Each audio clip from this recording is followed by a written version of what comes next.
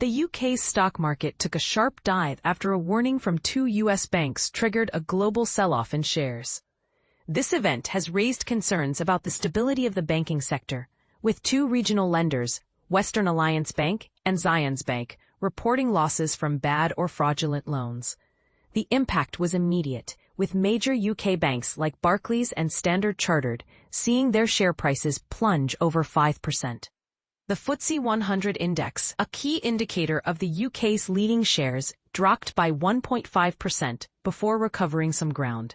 This wasn't an isolated incident. Stock market indexes worldwide, including Germany's DAX and France's CAC 40, also experienced declines. The situation in the US was equally dire. Zions Bank announced a $50 million write-off on two loans, while Western Alliance filed a lawsuit alleging fraud. These events have investors on edge, questioning the risk management and lending standards of US banks. Despite no direct evidence of issues with UK-listed banks, the sector's volatility has triggered a knee-jerk reaction among investors. The impact rippled through Europe, with Deutsche Bank and Societe Generale experiencing significant drops in share prices. Asian markets also took a hit, with Japan's Nikkei and Hong Kong's Hang Seng Index ending the day lower.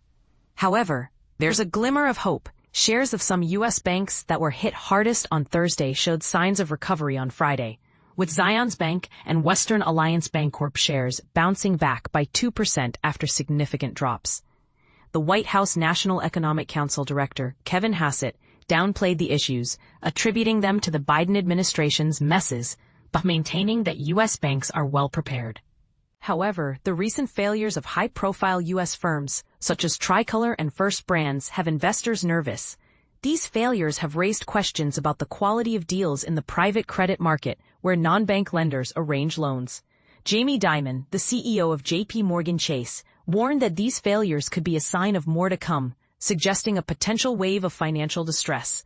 Adding to the market's volatility, concerns about a bubble in the U.S. stock market due to the surge in artificial intelligence investment have emerged. This has led to fears of overvalued shares. In response, investors are seeking safe havens, with gold prices reaching a record high of $4,380 per ounce.